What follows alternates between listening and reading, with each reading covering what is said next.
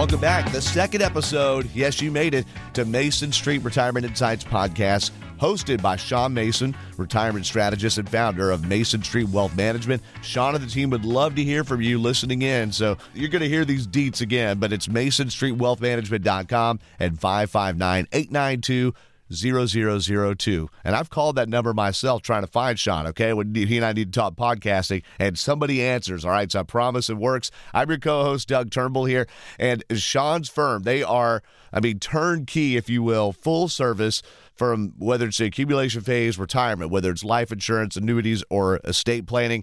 And Sean, good day to you here. It's mid-February in Central California, and I'm from Georgia. I don't know what winter or late winter is like there in California. Is it mild? Is it cold? Does it run the gamut? Hey, Doug. Yeah, and excited to be here. Love talking with the community. We're right in Central California, so it's pretty mild. It's not like Southern California, but we're right in the middle. We're not at the beach. We're not in the mountains. We've got the best of both worlds a couple hours away. That's fantastic. Yeah.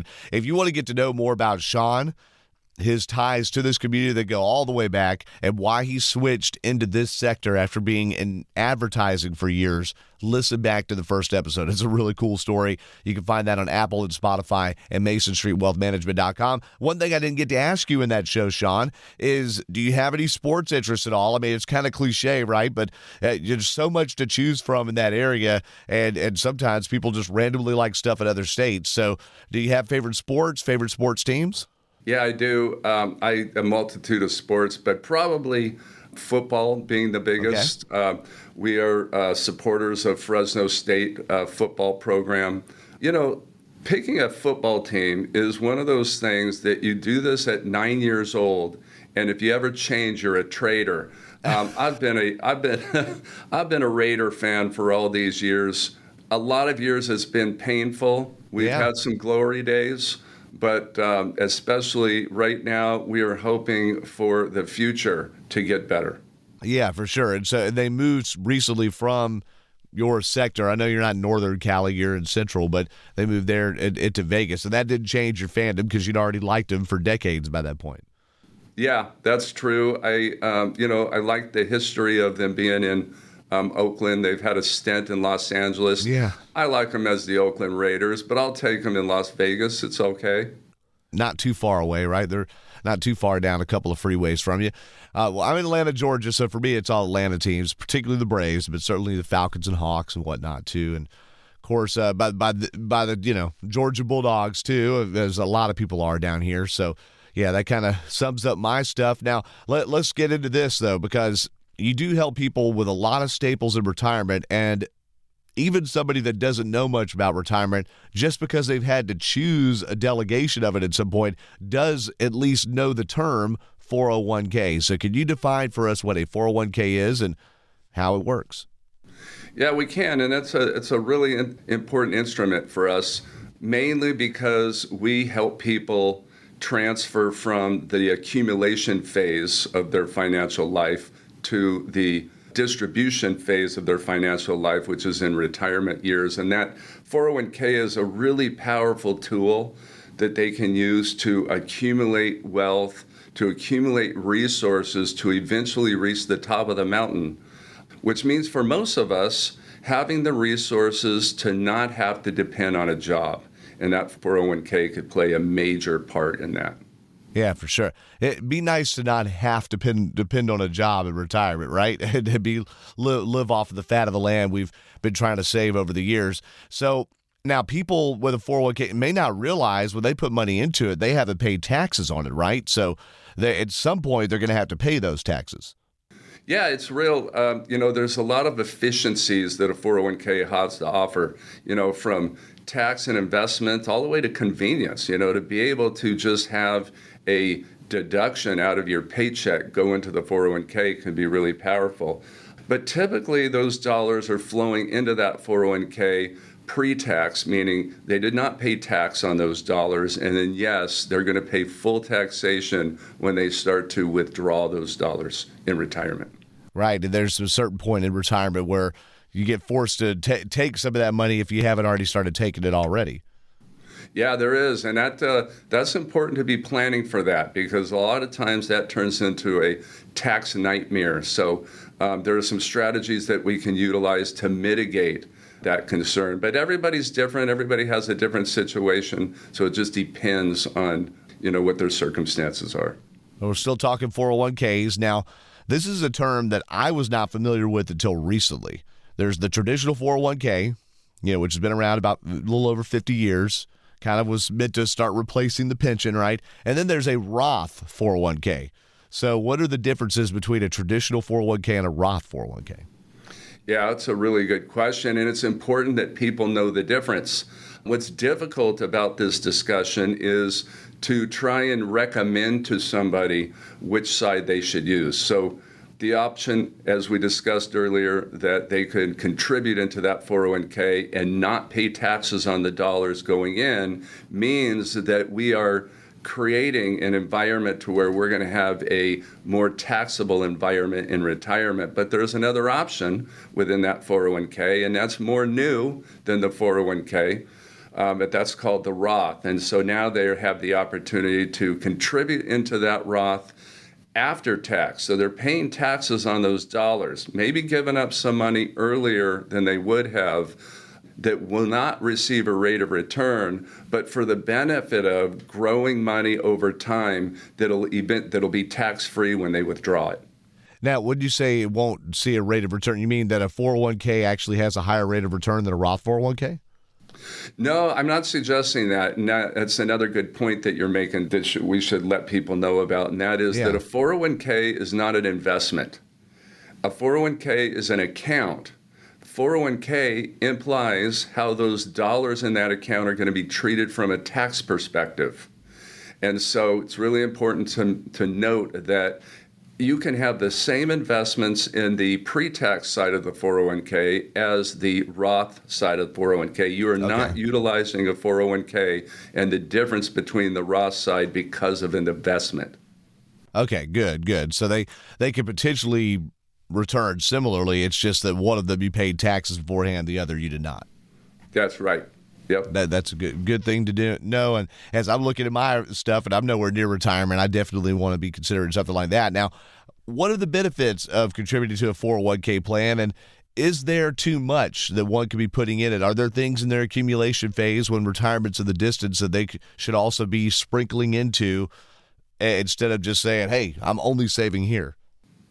Yeah, we kind of have a totem pole kind of a discussion. Where should we be positioning our dollars? And obviously, it comes down to affordability. We want to put as much away as we can, but in the beginning, and when we're talking to kids, especially the kids of the families that we work for, often kids will come to financial workshops that we sponsor to help bring financial awareness to them. We should be understanding that the 401k is used for retirement. We're not going to be able to contribute money into it and pull those dollars out before what we suggest is retirement age, to be specific, 59 and a half. So we want those dollars to be absolutely earmarked for retirement. There is an opportunity, though, to access dollars temporarily out of that 401k through the course of a loan. And that may make sense for you, that may not make sense, but definitely is an opportunity. So any funds that we think that we want to utilize for different reasons, 401k is not the vehicle to store those dollars in. Gotcha. Yeah, and it's just not as liquid. So folks, if if you need somebody to save just in case you got to put a roof on or there's a car crash or something like that, that's you don't want to tie up just absolutely the maximum amount, because in fact there are limits to what you can put in, right? So that's part of it. That probably saves you from doing that if you do make a lot of money. In fact, I was reading just this week or just recently, Sean, in preparation for this, that people age 60 to 63 are getting several thousand more in 2025 that they're able to put into 401ks than they had previously to try to help them accelerate that retirement savings. So that may be something more for people that are older, but they almost save us from ourselves when we're younger. It really is interesting, and that's a really unique regulation that's pretty new. We've had the catch-up provision for quite a while. People under 50 years old could contribute a certain amount, and then once they reach 50, they can contribute more in the catch-up provision. But you're right. Once we hit 60 and all the way through 63, we have an additional contribution limit, which could really be beneficial. Again, it comes down to affordability, but that opportunity is there. That's one of the things that makes that 401k so powerful is the contribution limits. With an IRA, if we're trying to be tax efficient and put dollars into savings for retirement pre-tax, an IRA is going to be very limited, although very beneficial, but very limited in the amount that we can contribute. And that 401k just allows us to accelerate that savings.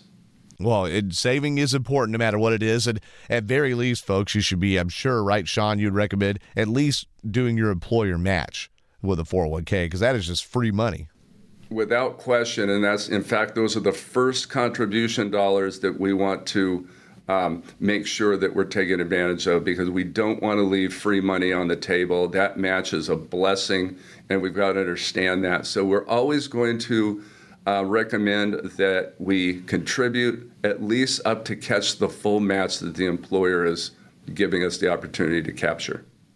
Almost every job, just anyone that I've been familiar with has this as an option. But so this means it applies to a lot of people, right? So, Sean, if people have questions about this, we want them to go to MasonStreetWealthManagement.com in the Central California area, or dial up 559-892-0002. And you can sit down with them and, just look at their assets, right, and make sure it's in the right spot. Yeah, absolutely. I, suggest come in, have a discussion with us.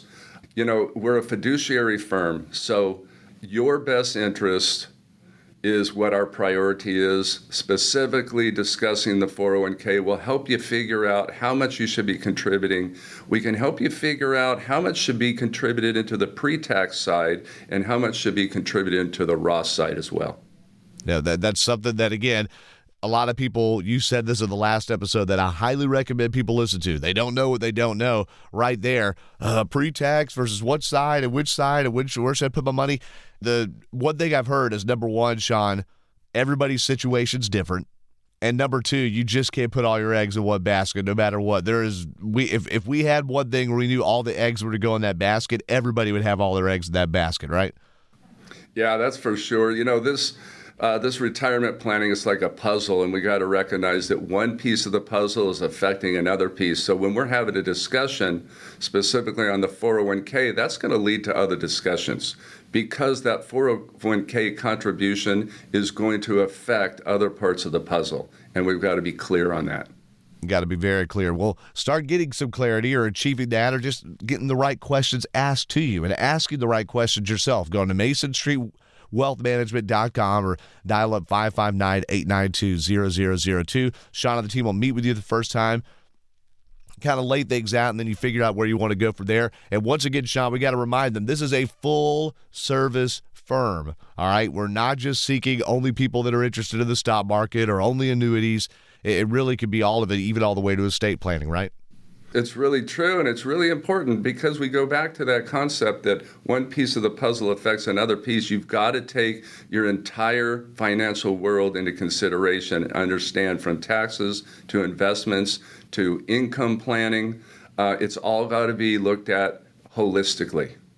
Holistically, full service, holistic. Look at the whole deal, and everybody's deal is going to be a little bit different. Well, Sean, thanks for spending the time today just explaining a basic tenet in retirement. And I look forward to getting more definitions written down in my glossary here on this podcast. So thank you. Thanks, Doug, and looking forward to next time. It's going to be great here as we get things off on the right foot. Again, this has been Mason Street Retirement Insights, the podcast hosted by Sean Mason, retirement strategist and the founder of Mason Street Wealth Management. If you know somebody that needs to hear about this, be sure and send them a link. And you yourself subscribe, turn on the notifications. We have episodes coming out roughly every 2 weeks or so, and Sean and I would love to have you continue as listeners, and make sure your friends know about it, because you're hearing some good advice here. Don't keep it all to yourself. Make sure people know. We'll talk to you next time here on the Mason Street Retirement Insights podcast. Thank you very much for listening.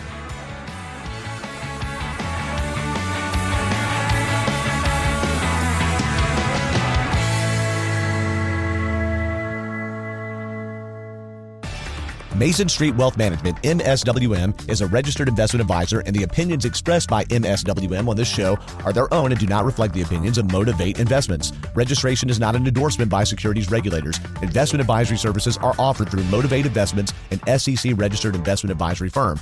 All statements and opinions expressed are based upon information considered reliable, although it should not be relied upon as such. Any statements or opinions are subject to change without notice. The information presented is for educational purposes only and does not intend to make an offer or solicitation for the sale or purchase of any specific securities, investments, or investment strategies. Investments involve risk and, unless otherwise stated, are not guaranteed. Information expressed does not take into account your specific situation or objectives and is not intended as recommendations appropriate for any individual. Listeners are encouraged to seek advice from a qualified tax, legal, or investment advisor to determine whether any information presented may be suitable for their specific situation. Past performance is not indicative of future performance. By contacting us, you may be provided with information about insurance products, including annuities. Offered through Sean A. Mason, California, insurance license number 0B54860. The firms are separate entities. Annuity guarantees rely on the financial strength and claims-paying ability of the issuing insurance company and are not offered by Motivate Investments. Read your contract for restrictions, limitations, or penalties. MSWM is not licensed in all 50 states. To find out if MSWM is licensed in your state, please call 559-892-0002.